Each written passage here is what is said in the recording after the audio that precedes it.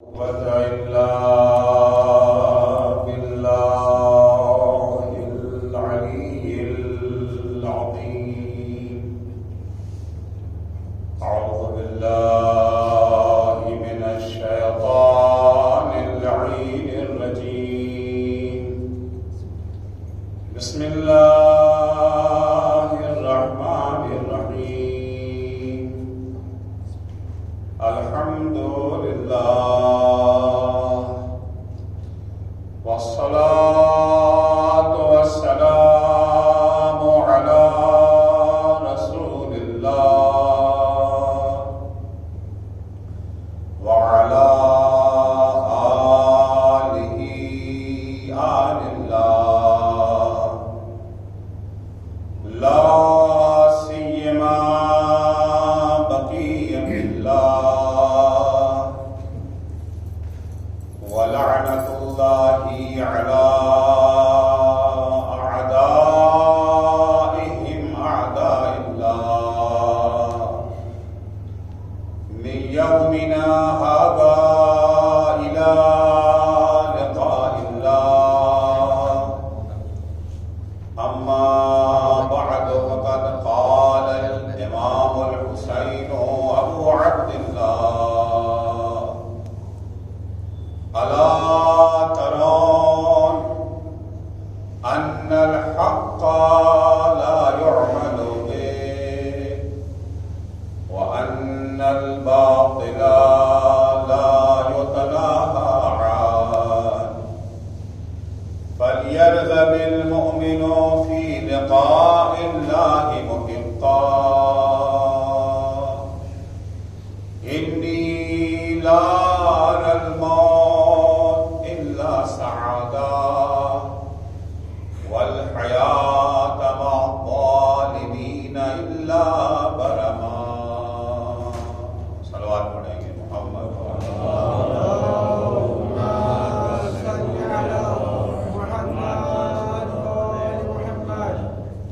عزیزان گرامی، سن 60 ہجری میں سرکار سید الشہداء نے اس تحریک کا آغاز کیا، جس کے نتیجے میں حسین ابن علی کو بے مثال قربانیاں پیش کرنی پڑی. اپنا قیمتی ترین سرمایہ حسین ابن علی کو قربان کرنا پڑا. یہ تحریک حسین ابن علی سے ہی وابستہ تحریک نہیں تھی. ایسا نہیں تھا کہ یہ صرف حسین کی ذمہ داری تھی ایسی تحریک کا آغاز کرنا، بلکہ امام حسین نے قدم قدم پر اس بات کو واضح کر دیا کہ یہ ذمہ داری ہر مسلمان کی ذمہ داری ہے، ہر دور کے مسلمان کی ذمہ داری ہے، ہر جگہ بسنے والے مسلمانوں کی یہ ذمہ داری ہے. کچھ باتیں کل میں نے آپ کی خدمت میں پیش کی تھی. ولید کے دربار کا واقعہ پیش کیا تھا. مروان سے ملاقات کے دوران امام نے کیا کہا، اور پھر جب مدینے سے نکلنے لگے تو تحریری طور پر مقصد کربلا پر مشتمل وصیت نامہ اپنے بھائی محمد حنفیہ کے سپرد کیا ہے. اس وصیت نامے میں خدا کی وحدانیت، پیغمبر کی نبوت، قرآن کے برحق ہونے، جنت و جہنم کے برحق ہونے کی گواہی دینے کے بعد امام فرماتے ہیں: انی لم اخرج اشرا ولا بطرا ولا مفسدا ولا ظالما انما خرجت لطلب الاصلاح فی امت جدی اريد ان امر بالمعروف وانهى عن المنکر واسیر بسیرت جدی وابی علی ابن ابی طالب.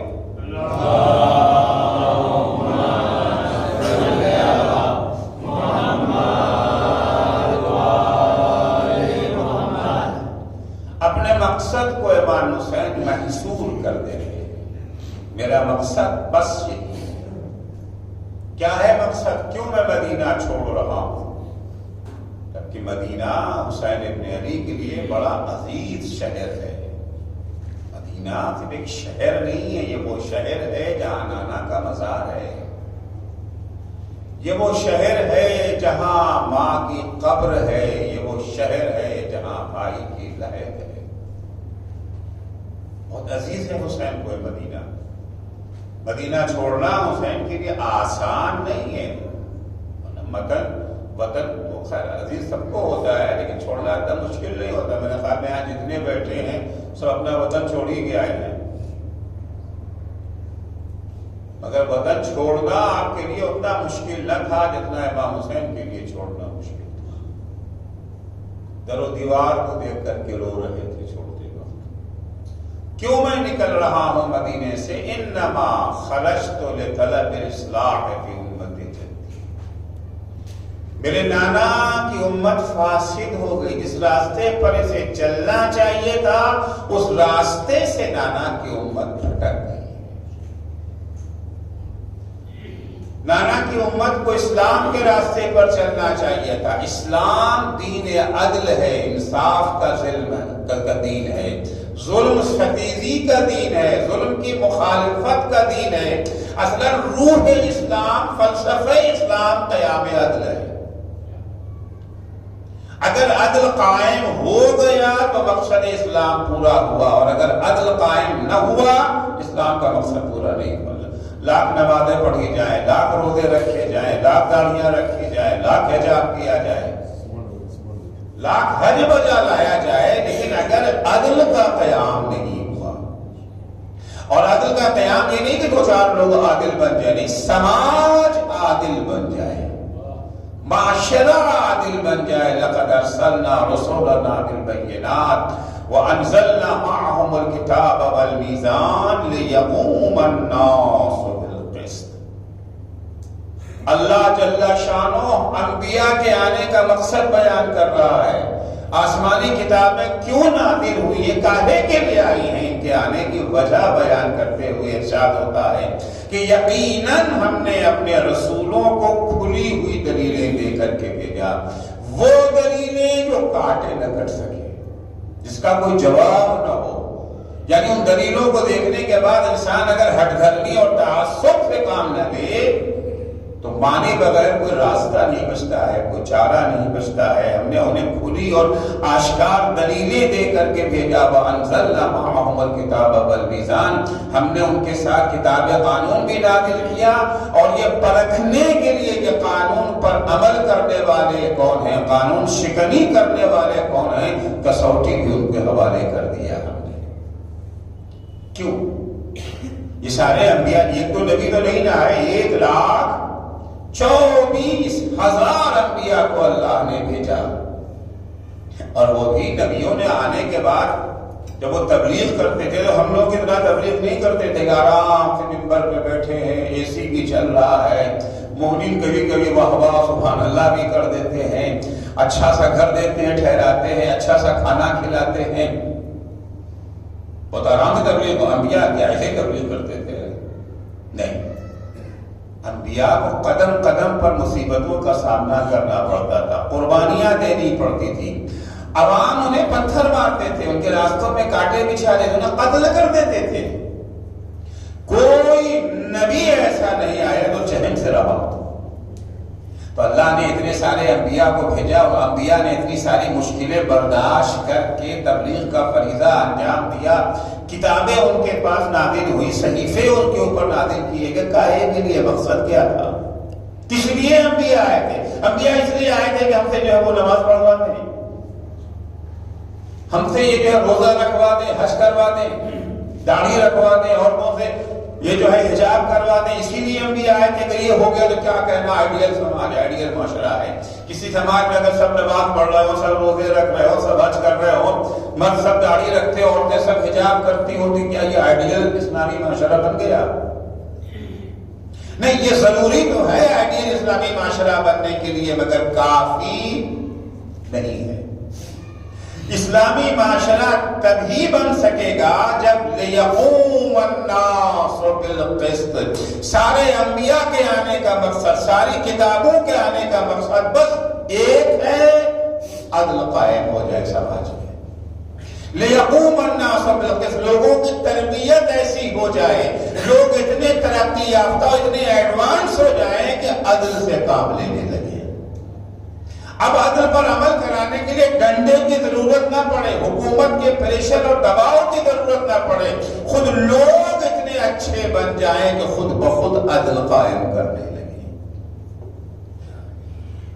عدل مقصد پورا کیا بیان کیا قرآن نے؟ عدل کا قائم ہو جانا۔ اگر کسی سماج میں نمازیں پڑھی جا رہی ہیں، روزے رکھے جا رہے ہیں، حج کیے جا رہے ہیں، مگر عدل نہیں ہے، نمازیں پڑھتے پیشانی میں سجدے کا نشان ہے، روزہ پابندی سے حج کے خوب کرتے ہیں، عزاداری بھی کرتے ہیں، مجلسیں بھی کرتے ہیں، لیکن دکان پہ جب بیٹھتے ہیں تو لوگوں کے اوپر ٹوپی بناتے ہیں، لوگوں کو دھوکہ دیتے ہیں، فریب دیتے ہیں، نقلی مال اصلی مال بنا کے بیچ دیتے ہیں، ساری عبادتیں انجام دے رہے ہیں، لیکن بھائیوں کے ساتھ انصاف نہیں کرتے، بہنوں کے ساتھ انصاف نہیں کرتے۔ باپ کا انتقال ہوا، بڑے بھائی تھے، طاقتور تھے، سب چھوٹے چھوٹے تھے، ساری میراث کو خود قبضہ کر کے بیٹھ گئے، بک گیا، کچھ نہ دیا۔ اس نماز کا کوئی فائدہ نہیں ہے، اس روزے کا کوئی فائدہ نہیں ہے۔ اسلامی سماج وہی سماج کہلا سکتا ہے جس میں عدل قائم۔ عدل نہیں تو سب رائے گاں ہے، سب بیکار۔ سرکار خاتم الانبیاء حضرت محمد مصطفیٰ صلی اللہ علیہ وآلہ وسلم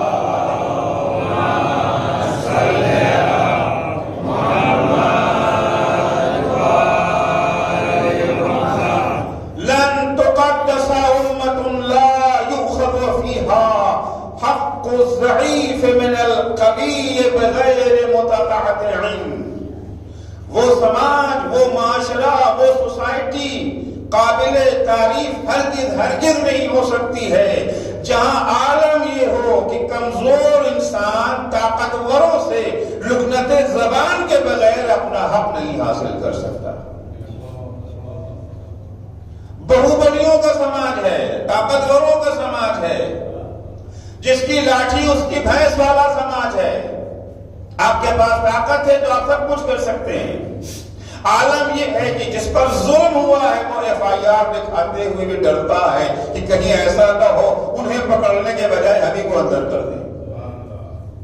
اگر سماج ایسا سماج، اگر معاشرہ ایسا معاشرہ ہے، لاکھ وہاں کے اوپر چمچماتی ہوئی سڑکیں ہو، سڑک پہ کوئی گڈھا نہ ہو، بجلی 24 گھنٹہ آتی ہو، بہترین کاریں سڑکوں پہ دوڑ رہی ہوں، لیکن اگر عدل نہیں ہے تو معاشرہ، وہ ملک، وہ سماج قابل تعریف نہیں ہے۔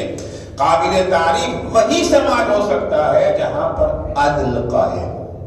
اب ظاہر سے بات ہے، جب عدل قائم ہوگا تو نماز تو پڑھی ہی جائے گی، روزہ تو رکھا ہی جائے گا۔ عدل یعنی ہر صاحب حق کو اس کا حق دے دینا۔ جب ہم بندوں کا حق دیں گے تو کیا خدا کا حق نہ دیں گے؟ پھر تو نماز تو پڑھی ہی جائے گی، روزہ تو رکھا ہی جائے گا، حجاب تو خواتین کریں گی ہی، مرد داڑھی رکھیں گے ہی۔ اصل چیز عدل ہے۔ اس وقت حال کیا تھا سن 60 ہجری میں؟ کیا امت مسلمہ اسی پر عمل کر رہی تھی؟ کیا اس وقت کا سماج، اس وقت کا معاشرہ عدل کا معاشرہ تھا؟ لوگوں کے حقوق ادا کیے جا رہے تھے یا لوگوں کے حقوق پامال کیے جا رہے تھے؟ اگر حق کو ادا کیا جاتا تو مسند خلافت پر یزید نہ ہوتا، حسین ہوتے۔ مسند خلافت پر یزید بیٹھا ہے۔ وعلى الاسلام السلام اذ قد بنيت الامه براع مثل یزید۔ اسلام کا فاتحہ پڑھ لو اگر یزید جیسا حاکم بن جائے۔ یزید جیسا حاکم بن گیا ہے اور امت کے کان پہ جو بھی نہیں دیکھ رہی ہے، اب خاموش تماشا دیکھ رہے ہیں، تو امت فاسد ہو چکی ہے۔ جب امت فاسد ہو گئی تو امت کی اصلاح بھی ہماری ذمہ داری ہے یا نہیں؟ اگر اسلامی سماج، اسلامی معاشرہ، مسلمان اگر گناہوں میں مبتلا ہو جائے، ہم گناہ تو نہیں کرتے، ہم جھوٹ نہیں بولتے، ہم غیبت نہیں کرتے، ہم تہمت نہیں لگاتے، ہم کسی کا مال ناجائز طریقے سے قبضہ نہیں کرتے ہیں، مگر دوسرے اگر لوگوں کا مال ہڑپ رہے ہیں ہم سے کوئی مطلب نہیں، ہم خاموش بیٹھے ہیں۔ یہ ہماری ذمہ داری ہے۔ کیا اتنا کافی ہے کہ ہم سب گناہ نہ کریں؟ یہ کافی نہیں، یہ کافی نہیں ہے۔ نہ ہم خود گناہ کریں نہ کسی کو گناہ کرنے دیں، اب تک جتنا ہمارے پاس امکان ہے۔ لا یکلف اللہ نفسا الا وسعها، ڈیوٹی اتنی ہی دی جاتی ہے جتنی ہمارے بس میں ہے۔ البتہ یہ بس میں ہے کہ بڑا عجیب قصہ ہوتا ہے، جس کو دیکھیے وہ کہتا ہے ہمارے بس میں تو ہی نہیں۔ ہر آدمی اپنے کو بے بس ثابت کرنے کو تیار رہتا ہے۔ اس کا فیصلہ کون کرے گا؟ ایسی بات ہم آپ کے بارے میں فیصلہ نہیں کر سکتے، آپ ہمارے بارے میں فیصلہ نہیں کر سکتے۔ ہمارے اندر کتنی کیپیسٹی ہے ہم جانتے ہیں یا اللہ جانتا ہے؟ اللہ تو اچھی طرح جانتا ہے نا۔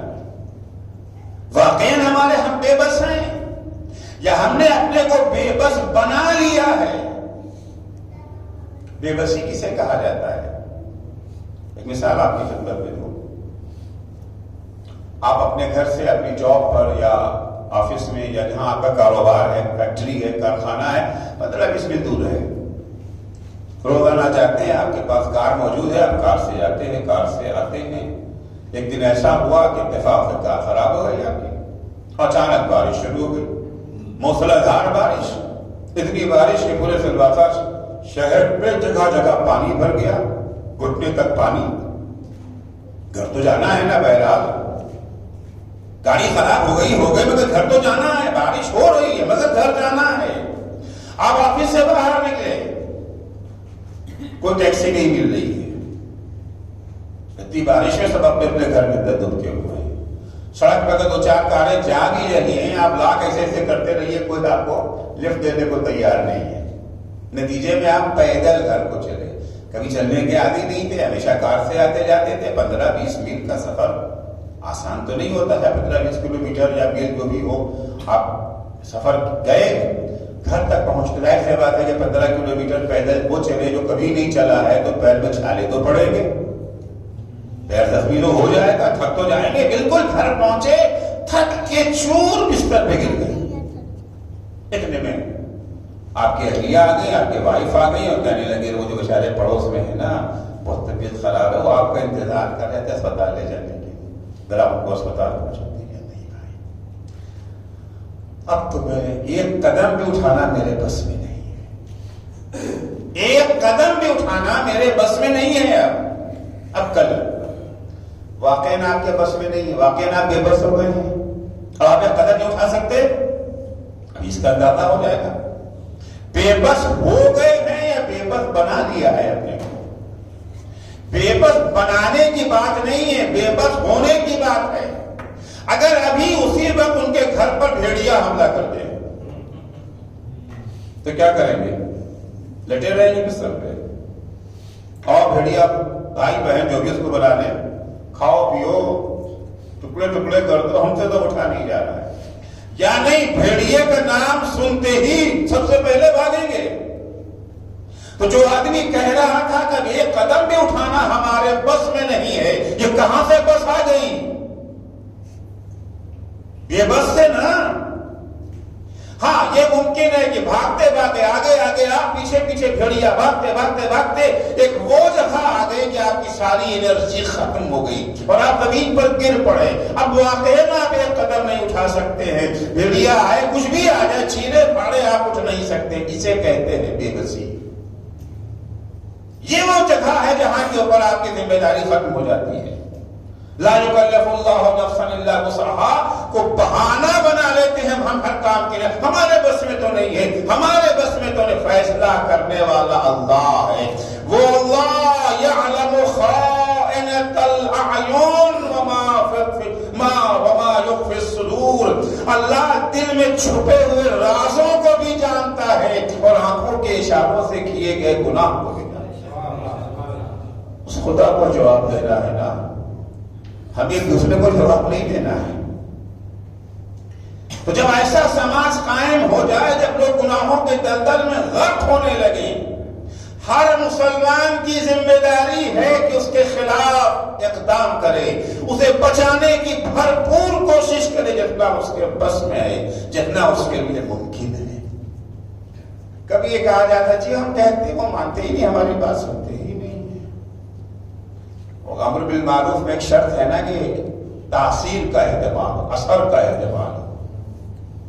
یقیناً صحیح بات ہے، اثر کا احتمال ہو، لیکن آپ کی ذمہ داری صرف یہ نہیں کہ آگے دیکھیں کہ احتمال اثر ہے یا نہیں، اثر پیدا کرنے کی کوشش بھی آپ کی ذمہ داری ہے۔ آپ دیکھیے، آپ کسی سے کوئی آپ کا کام کسی کے اٹکا ہوا ہے، آپ کو جاب چاہیے کہیں پر، معلوم ہے فلاں صاحب کے بڑے اچھے تعلقات ہیں، وہ اگر سفارش کر دیں گے تو آپ کا کام بن جائے گا، آپ کو یقین ہے اس بات کا۔ اب آپ ان کے پاس جائیں گے کہ صاحب اللہ ہماری آپ سفارش کر دیجئے، تو آپ یوں ہی چلے جائیں گے، ارے بھائی صاحب چلو اور جا کر کے ہماری وہ کر دو، سفارش کر دو، ایسے بولیں گے؟ یا آپ کوشش کریں کہ ایسے الفاظ خوبصورت چنے جائیں، اس طرح سے اپلیکیشن ان کے سامنے پیش کی جائے جو ان پر اثر کرے اور وہ ہمارا کام کر دیں؟ یا ممکن ہے وہ آپ کی بات نہیں مانیں گے، کسی اور سے اگر آپ کہلائیں گے تو وہ مان جائیں گے؟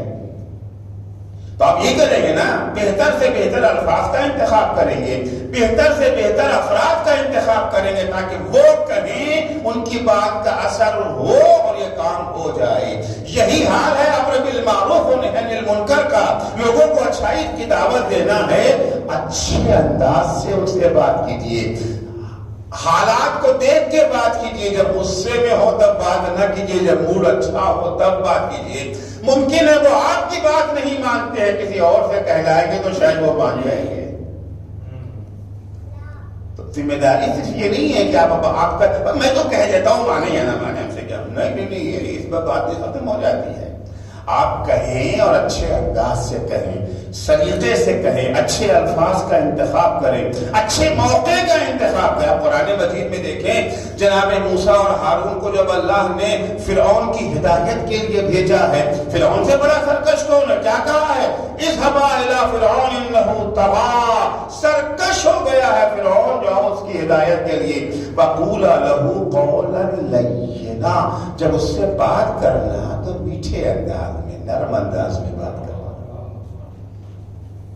یعنی کہ ہم نے تو کہہ دیا، کسی گنہگار کو ہم نے دیکھا اور سنانا شروع کر دیا، شرم نہیں آتی ہے، سیدھے جہنم میں بھیجے جاؤ گے، اور معلوم بغیر کے بعد ایسا کیوں کرنے لگا؟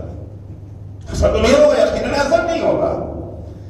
یہ آپ اس کو دیکھیں، پہلے اس کی تعریف کریں، ماشاءاللہ آپ نے فلاں کام کیا تھا، بڑا زبردست کام تھا، آپ نے فلاں کام کیا، کیا کہنا۔ اور ماشاءاللہ آپ ایسے جوان اگر پیدا ہو جائے تو سماج کہاں سے کہاں چلا جائے گا۔ سب بات کہنے کے بعد اس کے بعد کہنے لگے اچھا یہ بتائیے یار، وہ اس کام کو ایسے کرنا زیادہ بہتر ہے کہ ایسے کرنا زیادہ بہتر ہے؟ آپ یہ بتائیے کہ خدا کو کیا پسند ہے، نماز پڑھنا پسند ہے کہ نماز نہ پڑھنا پسند ہے؟ اب ایسے بات وہ نماز نہیں پڑھتا ہے، سوچنے پہ تو مجبور ہو جائے گا نا۔ تو ہر مسلمان کی ذمہ داری ہے اس بات کی کہ اگر کسی کو وہ گناہوں میں مبتلا دیکھ رہا ہے، یہ صرف اماموں کی ذمہ داری نہیں ہے، صرف انبیاء کی ذمہ داری نہیں ہے، صرف علماء کی ذمہ داری نہیں ہے، صرف صاحبان امامہ کی ذمہ داری نہیں ہے، ہر مسلمان کی ذمہ داری ہے کہ اگر لوگ گناہوں میں مبتلا ہیں، اگر غلط راستے پہ جا رہے ہیں تو ان کی اصلاح کریں۔ اگر امام حسین فرماتے ہیں انما خرجت لطلب اصلاح فی امت جدی، میں اپنی نانا کی امت کی اصلاح کے لیے جا رہا ہوں، کیونکہ نانا کی امت فاسد ہو گئی ہے، تو امت محمدی کی اصلاح فقط حسین ابن علی کی ذمہ داری نہیں ہے، ہر مسلمان کی ذمہ داری ہے۔ یہ صرف سن 60 اور سن 61 ہجری سے مخصوص نہیں ہے، کہ آج بھی وہ ذمہ داری موجود ہے۔ سن 2021 میں بھی یہی ذمہ داری ہے، 22 میں بھی یہی ذمہ داری ہے۔ کل بھی میں نے عرض کیا تھا کہ اسلام اپنی ذات تک محدود رہنے کا نام نہیں ہے، نہ مادی امور میں اور نہ روحانی اور مذہبی معاملات میں۔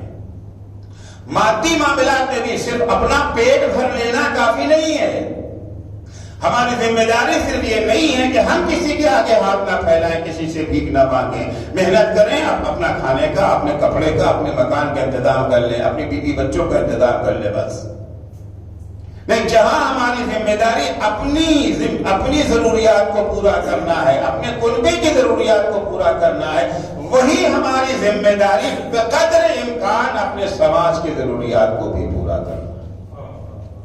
عجیب ہے، قرآن مجید اگر اٹھا کر کے دیکھیں، اسلام کی بلڈنگ، اسلام کی عمارت دو اہم پلر پہ کھڑی ہوئی ہے۔ یہ بلڈنگ کھڑی ہے نا، کہ سارے پلر یہاں پر ہیں، یہ ساری بلڈنگ کا بوجھ اسی پر تو ہے نا۔ اگر یہ پلر ہٹا دیے جائیں تو بلڈنگ بچے گی نہیں، نہ بچے گی۔ اگر یہ پلر ہٹا دیے جائے، اسلام کی بلڈنگ کے بھی دو پلر ہیں، دو اہم ترین پلر، ان میں سے ایک بھی اگر ہٹا دیا جائے تو اسلام اسلامی رہے گا۔ ایک پلر کا نام ہے عبادت خدا، دوسرے پلر کا نام ہے خدمت خلق خدا۔ ایک پلر اور ایک ستون ہے، اللہ کی عبادت، نماز پڑھتے ہیں، روزہ رکھتے ہیں، حج بجا لاتے ہیں، قرآن کی تلاوت کرتے ہیں، یہ جو عبادتیں کہی جاتی ہیں، یہ عبادتیں ایک پلر ہے۔ اس کے بغیر اگر نماز نہیں ہے، روزہ نہیں ہے، حج نہیں ہے، اسلام نہیں ہے۔ دوسرا پلر کیا ہے؟ خدمت خلق خدا۔ اگر کوئی بھوکا ہے اسے کھانا کھلانا، اگر کوئی بیمار ہے اس کے علاج کی کوشش کرنا۔ پھر کہہ رہا ہوں، اتنا ہمارے بس میں ہے، بس کیا ہے، عرض کر چکا۔ اگر کسی مصیبت میں کوئی پھنس گیا ہے، اسے مصیبت سے نکالنا ویسے ہی ہم پر واجب ہے جیسے نماز واجب ہے، ویسے ہی ہم پر واجب ہے جیسے روزہ واجب ہے۔ نہیں، اس سلسلے میں قرآن کی آیت سن رہا ہوں، آپ کو اپنی طرف سے نہیں کہہ رہا ہوں۔ جو اسلام پر عمل کریں گے آخرت میں ان کا ٹھکانہ کہاں ہے؟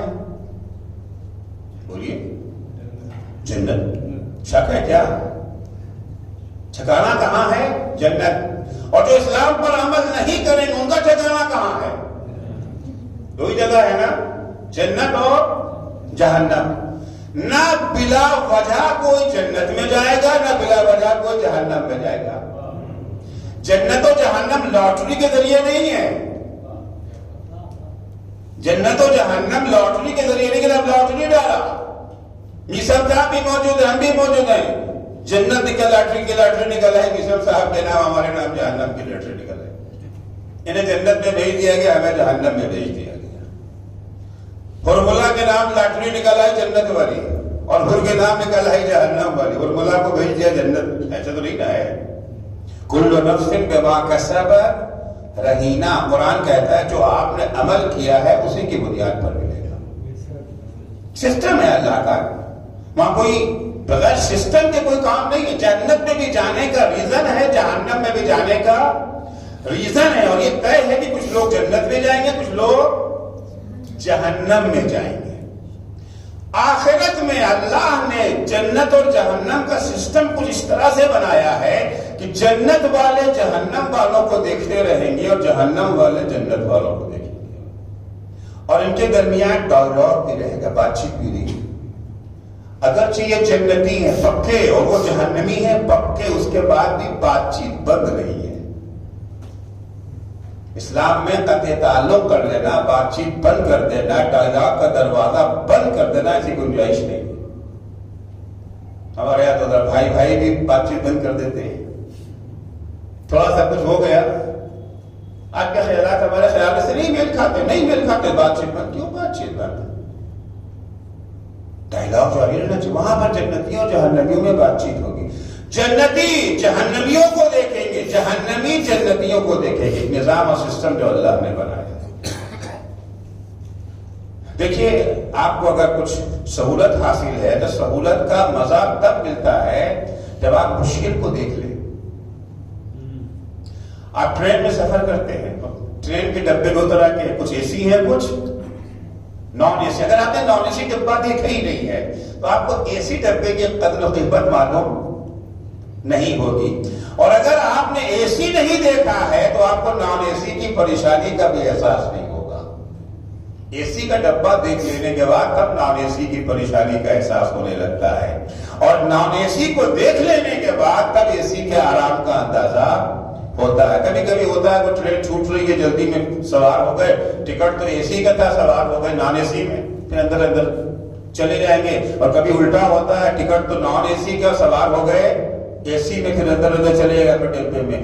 ٹکٹ نان اے سی کا تھا، کبھی اے سی تو دیکھا نہیں تھا، آپ نے اے سی کے ڈبے میں، او کیا بات ہے یہاں، تو ہمارے یہاں کتنی گرمی ہے، یہاں کیا مزہ ہے۔ اب پتہ چلا نہیں بھائی اے سی تو بہت ہی، یا اگر ٹکٹ ہمارے پاس یہ تھا وہ اے سی کا تھا، سوار ہو گئے نان اے سی میں، پتہ چلا کہ اے سی کیا چیز ہے، نان اے سی تو جہنم میں برا ہے نا۔ اب اندازہ ہو گیا، اللہ نے نظام وہ بنایا ہے، جنتی جہنمیوں کو دیکھیں گے، جہنمی جنتیوں کو دیکھیں گے۔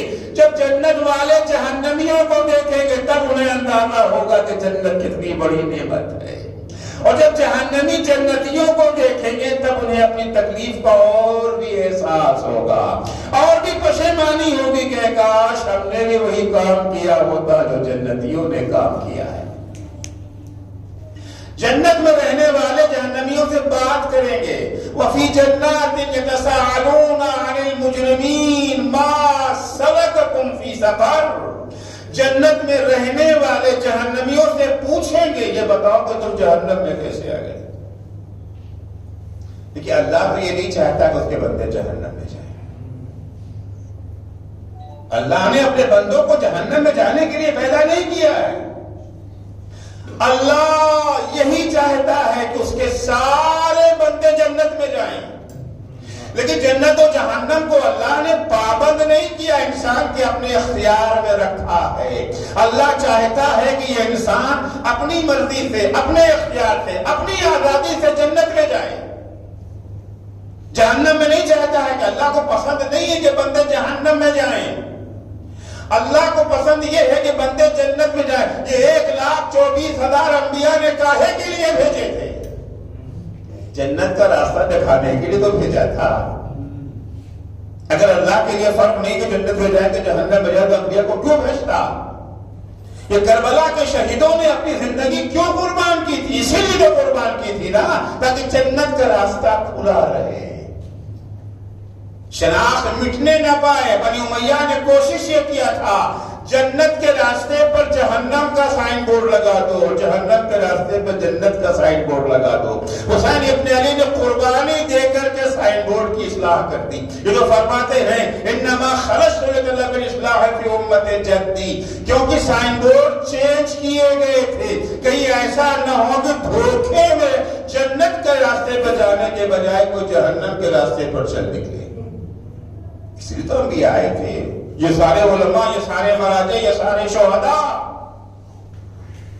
ان کی ساری قربانیاں، ساری کوششیں اسی لیے ہیں۔ وہ سوال کر رہے ہیں فی جنات یتساءلون عن المجرمین، جو جہنم میں گئے تو پوچھتے ہیں ما سلککم فی سقر، تم جہنم میں کیسے آ گئے؟ اللہ نے تو پیدا کیا تھا جنت میں جانے کے لیے۔ ارے ہم دونوں تو ایک ہی باپ کے بیٹے، ایک ہی ماں کے بیٹے ہیں، دو سگے بھائی ہیں، بھائی بہن ہیں۔ بھائی جنت میں گیا تو بہن جہنم میں، بھائی جنت میں، بہن جہنم میں، باپ جہنم میں، بیٹا جنت میں۔ سوال ما سلککم فی سقر، تم جہنم میں کیسے چلے گئے؟ ریزن کیا؟ جواب سنیں گے ان کا، کیوں گئے ہیں جہنم میں؟ 4 ریزن بیان کر رہے ہیں۔ پہلا ریزن، لم نکو من المصلین، ہم جہنم میں اس لیے گئے ہیں کہ ہم نماز نہیں پڑھتے تھے۔ نماز سمبل ہے عبادت خدا کا، ایک پلیئر گر گیا تھا۔ دوسرا، وَلَمْ نَكُ نُطْعِمُ الْمِسْكِينَ، ہم غریبوں کو کھانا نہیں کھلاتے تھے، خود کھا لیتے تھے، ہمیں پرواہ ہی نہیں تھی کہ اوروں نے کھانا کھایا کہ نہیں کھایا۔ کھانا کھلانا یہ سمبل ہے خدمت خلق خدا کا۔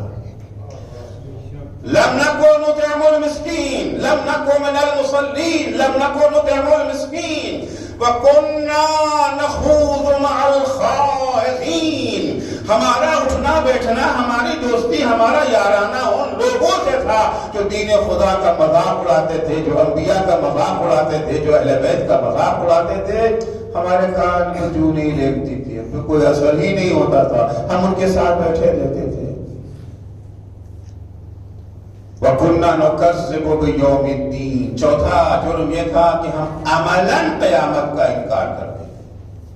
نہیں، زبان سے کوئی پوچھتا تھا اصول دین تو فوراً بتا دیتے، 5 اول توحید، 5ویں قیامت۔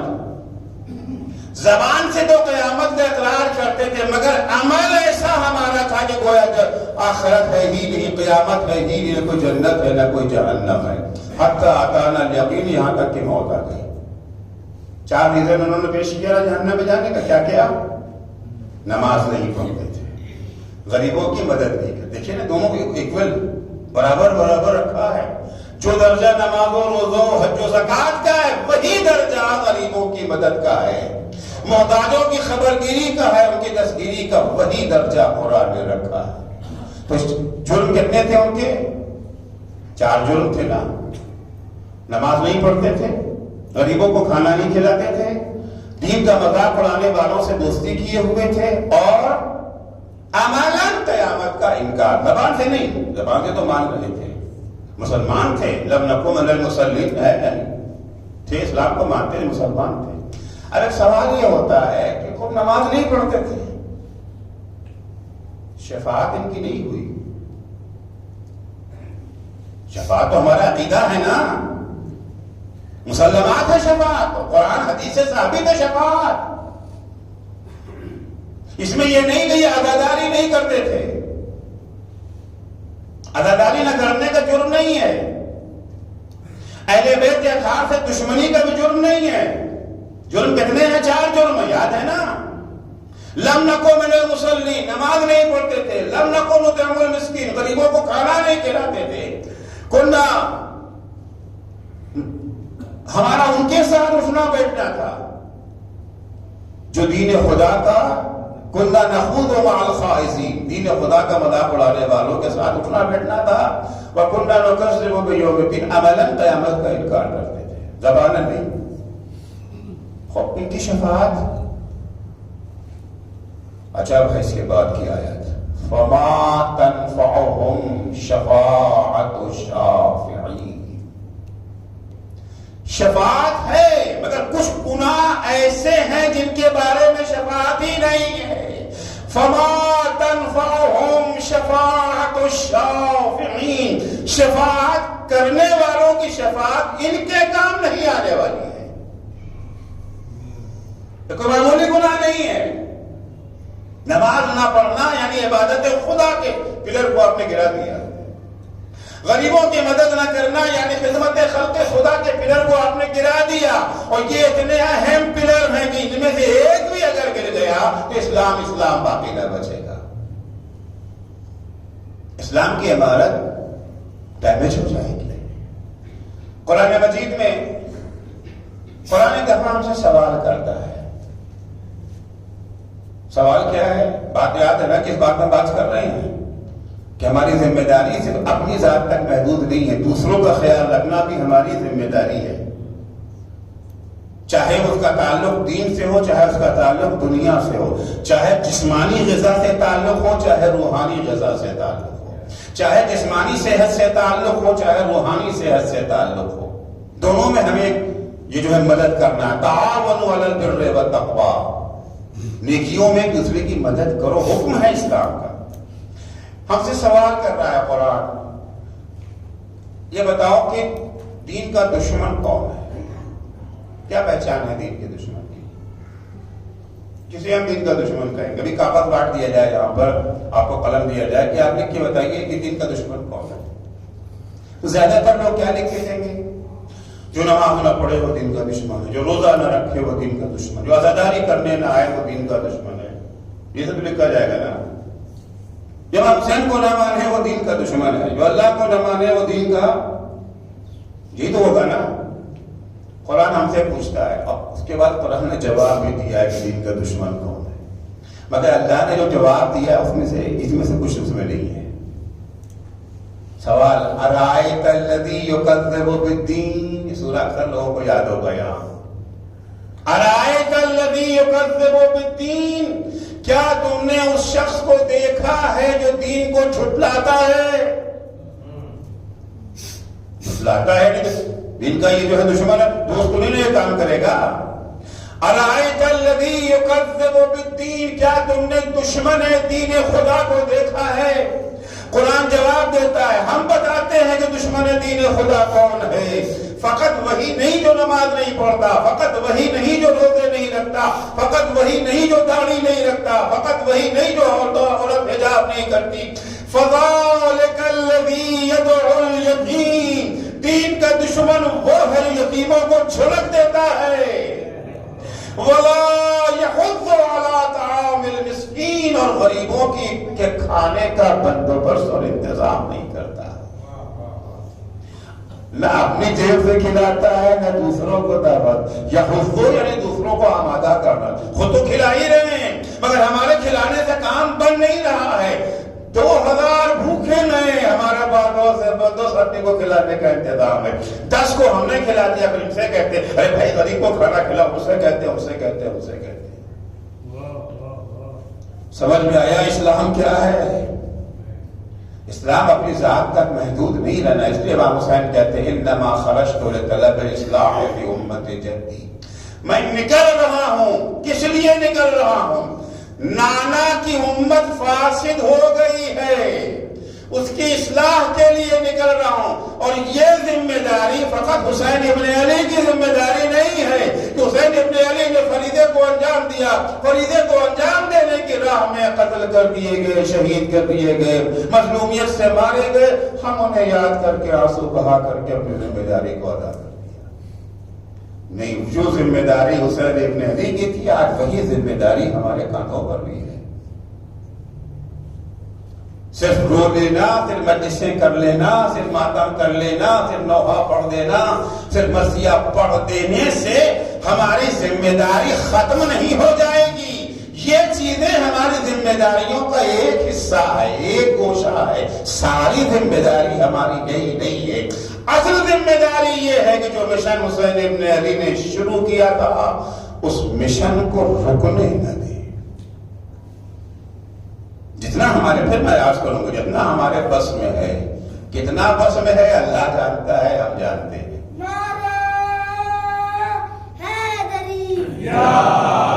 انما خرجت لطلب الاصلاح فی امت جدی اريد ان امر بالمعروف وانهى عن المنکر۔ کیسے اصلاح ہوگی؟ اب اصلاح کرنے میں ہوگی نا، ہماری ذمہ داری اصلاح کے لیے کیا ہوگا؟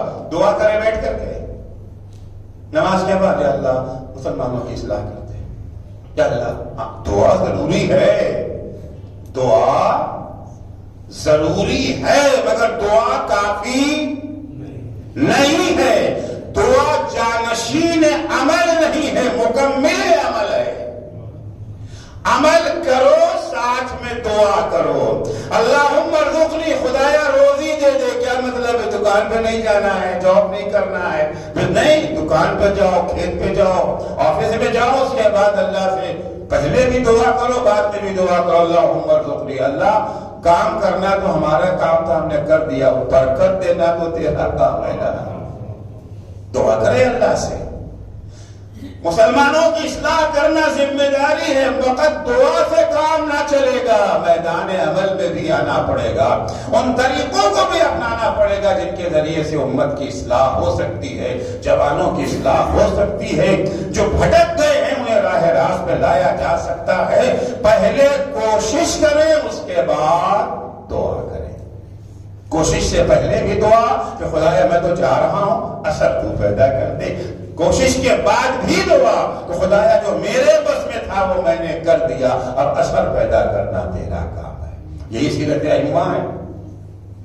کبھی بھائی دیکھا کہ ائمہ علیہ السلام فقط دعا کرتے رہے ہو اور بقیہ کچھ نہ کیا ہو؟ دعا بھی کرتے رہتے ہو۔ اصلاح کا پہلا قدم کیا ہے؟ امر بالمعروف اور نہی عن منکر اريد ان اامر بالمعروف وانہا عن المنکر، وہ امر بالمعروف و نہی عن المنکر جو ہر مسلمان کا فریضہ ہے، امام فرماتے ہیں اسی فریضے کو میں بھی عمل کرنے جا رہا ہوں۔ اسیر بسیرت جدی و ابی، یہ امر بالمعروف و نہی عن المنکر، اچھائی کی دعوت دینا، برائی سے روکنا، یہی میرے نانا کا راستہ ہے، یہی میرے بابا علی مرتضیٰ کا راستہ ہے۔ ان قبلنی بقبول الحق، اگر لوگوں نے میری بات کو مان لیا، یہ ہوتا ہے نا ہمارے پاس، ہماری بات کو سنیں گے نہیں، مانیں گے نہ کیوں کہیں؟ افنی امام خود فرما رہے ہیں ان قبلنی بقبول الحق فاللہ اولیٰ بالحق، اگر لوگوں نے میری حق کی بات مان لیا، قبول کر لیا، ہم ان کی اصلاح کرنا چاہ رہے تھے، انہوں نے اصلاح کو قبول کر لیا، تو اللہ زیادہ سزاوار ہے حق کا۔ اور اگر انہوں نے نہ مانا، اگر ہماری بات ماننے سے انکار کر دیا، سنا ہی نہیں ہماری بات، ناراض ہو گئے، خفا ہو گئے ہم سے، قطع تعلق کر لیا، دشمن بن گئے ہمارے، ہوتا ہے نا عام طور سے، پھر کیا کریں گے؟ گھر بیٹھ جائیں گے، بس بھیا چلتے ہیں گھر اپنے سوتے ہیں، نہیں سنتے ہی نہیں، کوئی مانتے ہی نہیں۔ میں کس پڑھا تھا، کسی نے کوئی سنا ہی نہیں، ایک دن پڑھا، 2 دن پڑھا، 10 دن پڑھا، نہیں، گھر جانے کا کوئی آپشن نہیں ہے، مانے یا نہ مانے آپ کو کہتے رہنا ہے، آپ کو اپنا کام کرنا ہے۔ ان قبلنی بقبول الحق فاللہ اولیٰ بالحق، اگر انہوں نے ہماری حق باتوں کو قبول کر لیا تو اللہ زیادہ سزاوار ہے حق کا، اور اگر نہیں مانا اصبر، اور اگر ہماری بات کو نہیں مانا، وَإِن رَدَّ عَلَيَّ، میری بات کو ٹھکرا دیا، رد کر دیا، اصبر حتی یقضی اللہ بینی و بین القوم، میں ثابت قدم رہوں گا، میدان میں ڈٹا رہوں گا، یہاں تک کہ اللہ ہمارے ان کے درمیان فیصلہ کر، میدان میں رہوں گا، نہ مانے، قربانیاں دینے پڑیں گی، میں قربانیاں دوں گا، بچپن کے دوست کو قربان کر دوں گا، گود کے پالوں کو قربان کر دوں گا، وہ شبیہ پیغمبر جس سے عشق کی حد تک محبت ہے، اسے قربان کرنا پڑے گا، اسے قربان کر دوں گا۔ سینے پہ سونے والی سکینہ اور شمر کا تماچا،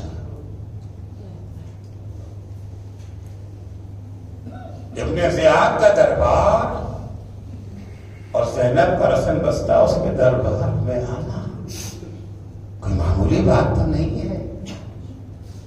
ہم پڑھ بھی دیتے ہیں، آپ سن بھی لیتے ہیں، بات گزر بھی جاتی ہے، لیکن جو صاحبان معرفت ہیں وہ برداشت نہیں کر پاتے۔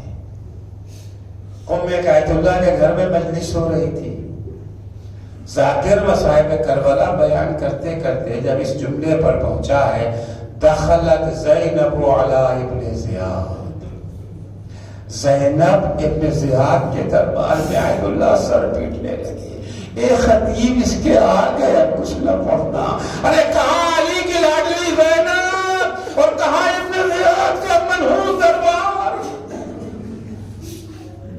اگر حسین ابن علی اس قربانی کو بھی تیار ہیں، بہت بڑی قربانی ہے یہ، کیونکہ ضرورت ہے اسلام کو، ضرورت ہے دین۔ جس وقت امام حسین مدینے سے نکل رہے تھے، محمد حنفیہ امام کے بھائی آگے کہتے ہیں کہ بھیا آپ کو تو پتا ہے نا کہ انجام کیا ہونے والا ہے، آپ کو تو پتا ہے کہ آپ بھی مارے جائیں گے، عباس بھی مارے جائیں گے، علی اکبر بھی مارے جائیں گے، پورا کنبہ مارا جائے گا، تو اپنے ہمراہ بیویوں کو کہاں لے جا رہے ہیں؟ ان کو مدینے میں چھوڑ دیجیے، ہم ان کی دیکھ ریکھ کریں گے۔ ایسا نہیں ہے کہ حسین کو محمد حنفیہ پر بھروسہ، بڑا بھروسہ ہے محمد حنفیہ پر، اپنا وسیع بنا کے گئے ہیں مدینے میں۔ معلوم ہے کیا جواب دیا ہے حسین نے محمد حنفیہ کا؟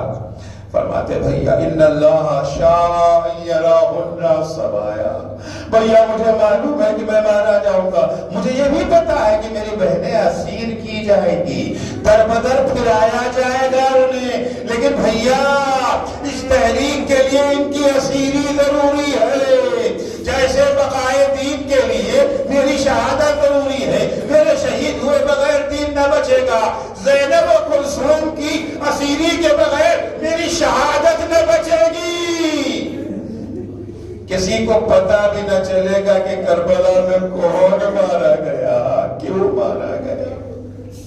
عزیزو، ہمیں اس حکمت کا اندازہ اس وقت ہوا ہے جب اہل بیت اطہار کو اسیر کر کے کوفہ لایا گیا ہے۔ بنی امیہ نے اپنے پروپیگنڈے کے ذریعے سے ایسا ماحول قائم کر رکھا تھا، دور کے شہروں کو تو چھوڑیے، جو کوفہ جو کربلا سے ملا ہوا شہر ہے، کوفے والوں کو بھی یہ پتا نہیں تھا کہ کربلا میں کون مارا گیا۔ اعلان کیا ہو رہا تھا؟ یہ کوئی نہیں کہہ رہا تھا کہ فاطمہ کا لال مارا گیا، یہ کوئی نہیں کہہ رہا تھا کہ راکب دوش رسول مارا گیا۔ اعلان کیا ہو رہا تھا؟ خارجی مارا گیا۔ راوی کہتا ہے میں حج کر کے پلٹ رہا تھا، کوفہ میرے راستے میں تھا، 12 محرم کو میں کوفہ پہنچا ہوں تو میں نے دیکھا یہاں تو دکانیں ساری بند ہیں، شہر میں چھٹی ہے، لوگ نئے نئے کپڑے پہنے ہوئے ہیں، جشن کا سما ہے، عید کا منظر ہے۔ میں کوفے کا رہنے والا تو نہ تھا مگر کوفے کے حالات سے آگاہ اور واقف ضرور تھا۔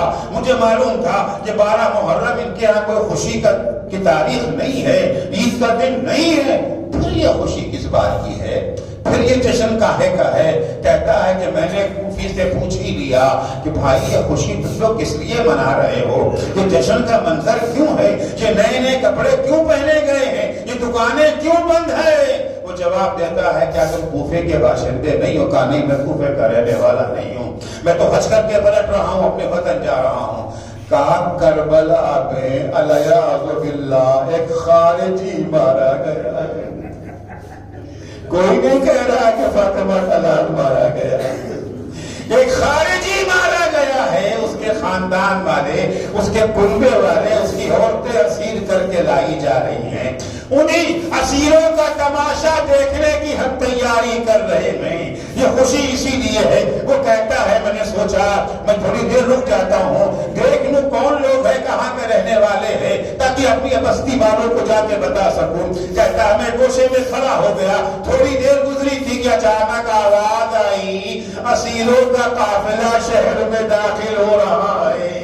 اب میں نے سر اٹھا کے دیکھا تو کیا کہا دیکھا، قافلے کے آگے آگے کچھ نیزے ہیں، نیزوں کے اوپر کچھ سر بلند ہیں، تو میں نے سروں کو دیکھا، چہرے پہ نظر ڈالی تو مجھے بڑی حیرت ہوئی، کتنے نورانی چہرے ہیں، یہ کیسے خارجی ہیں؟ ایک طرف سے کہتے ہیں یہ خارجی ہیں، دوسری طرف سے چہرے اتنے نورانی ہیں۔ میں ابھی اسی حیرت و استعجاب کے عالم میں تھا کہ اچانک میں نے کیا دیکھا، کچھ اونٹ چلے آ رہے ہیں، اونٹ کے اوپر محمل نہیں ہے، کجاوا نہیں ہے، بے محمل و کجاوا بے ہماری اونٹوں پہ کچھ بیویاں بیٹھی ہیں، بیویوں کے سر پہ ردا نہیں ہے، بازوؤں میں رسی بندھی ہے، کچھ بیویاں ان کی گود میں چھوٹے چھوٹے بچے بھی ہیں، بچے اتنے بھوکے ہیں، ان کا چہرہ زرد ہو گیا ہے، اتنے پیاسے ہیں، ہونٹوں پہ پپڑیاں جم گئی ہیں۔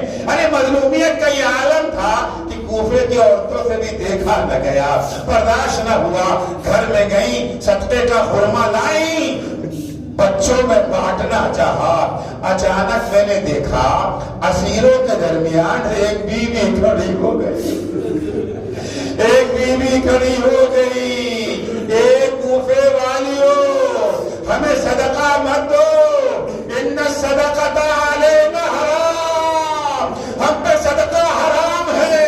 کوفے کی عورتوں نے کہا بی بی تم کون ہو، من ای الغفار انتم، کس قبیلے سے تمہارا تعلق ہے؟ ہم نے اسیر تو بڑے دیکھے گئے، اتنے شریف اسیر نہیں دیکھے گئے، بھوک کا یہ عالم ہے، چہرہ درد ہے اور شرافت کا یہ عالم، ہم صدقہ نہ کھائیں گے، کون ہو تم لوگ؟ ایک دفعہ ان بی بی نے سر پیٹ کے کہا نحنو من انصار آل محمد، ارے میں رسول کی نواسی زینب، دونوں کے نیزہ پر کسی خارجی کا سر نہیں ہے، رسول کے نواسے حسین کا سر ہے۔ بس یہ سننا تھا، کوفے کی عورتیں سر پیٹنے لگی، واہ محمدہ، واہ علیہ، واہ حسینہ، الا لعنت اللہ علی قوم الظالمین۔